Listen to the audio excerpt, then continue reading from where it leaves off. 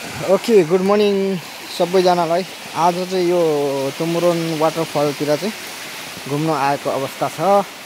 तपाईहरुलाई चाहिँ यहाँ ठक्कसँगले यो म भिडियोहरु यहाँनेरि एकदम रमाइलो छ क्या यहाँ। त्यही भएर एउटा छोटो भिडियो बनाउन लागिरहेको छु सो सम्झनाको लागि। र यहाँ हेर्नुस् यो भिडियो यहाँबाट माथि स्वाटै माथि गएर कति अग्लो छ यो वाटरफल। पानी सानो भयो नि एकदम माथिबाट झरेको छ क्या यो। त्यही भएर यहाँ वरिपरिको आसपासको भिडियोहरु दृश्यहरु चाहिँ यो भिडियो मार्फत तपाईहरुलाई देखाउन चाहिरहेको छु। एकदम रमाइलो छ भिडियोहरु दृश्यहरु हेर्न सक्नुहुन्छ। अब साथी चाहिँ उतैबाट खोलामा उक्ल्यो, मेरो चाहिँ त्यो अवस्था आएन। अलि नसक्ने अवस्था भने त्यसले दर्शायो। त्यही भएर म चाहिँ यताबाट जाँदैछु। अब हुन त यस्तो पहरा हिमाल पहाड चाहिँ अब हामीले चाहिँ बच्चैदेखि हुर्किँदै फेरि अब चढेर यत्रो भएर आएको मान्छे। तर लगभग अब 9-10 वर्ष भयो त्यति खुट्टा नलाग्ने रहेछ कि यस्तो हिँड्नलाई। पुरै खुट्टा काम्दैछ। बल्ल बल्लले म चढ्दैछु यहाँबाट उकालो। ठ्याक्कै यो चाहिँ अब हाम्रो उता मेरै घर छेउछाउको जङ्गल जस्तो पहरा भिर जस्तो देखिन्छ। अब हेर्नुहोस् कस्तो डर लाग्छ। यो भिरहरु चाहिँ यस्तो भिर त अब पुरा बकैदा झोली तुम्बी बोकेर कति चारियो उहिले। अब अहिले चाहिँ यहाँनेरि एकदम यो पारीको भिर हेर्दैछु म। यता बाटोमा हिँड्दा खुट्टा कामिरहेको छ। अनि अब के भने बुढो भइयो भन्ने कि यो हिँड्ने बानी नभएर हो भन्ने कि है।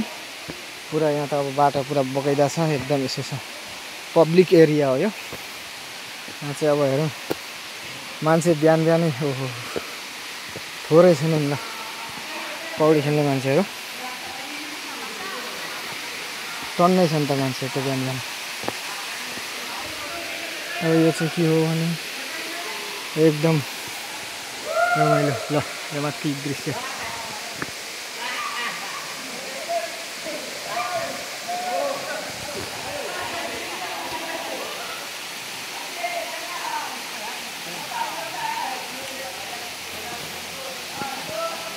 यिनीहरू अघि कहाँबाट आछन् यो चाहिँ के हो लगभग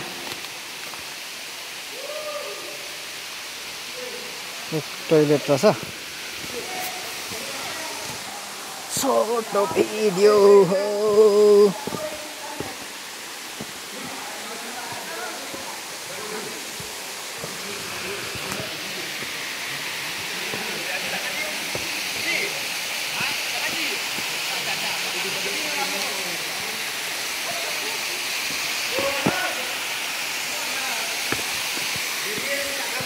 खतरा छ यहाँबाट सिधै माथि हेर्नुहुन्छ। यो माथिबाट एकचोटि झर्नु भने कस्तो हुन्छ होला है।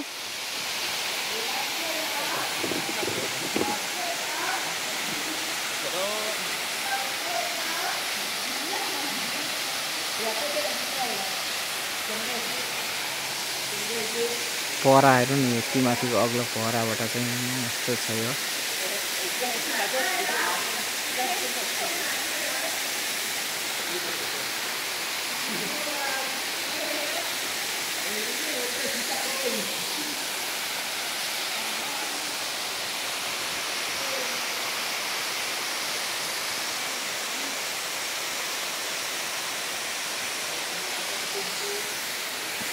यस्तो बाटो उडाएको यता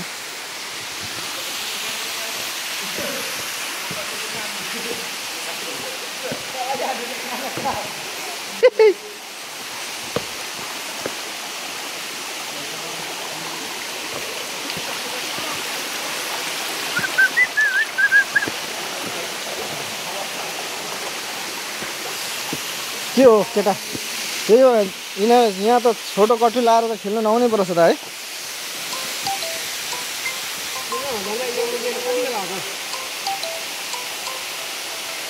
खतरा छ भने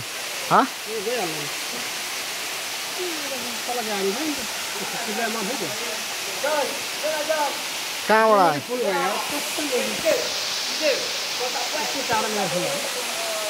खत्तम भयो नि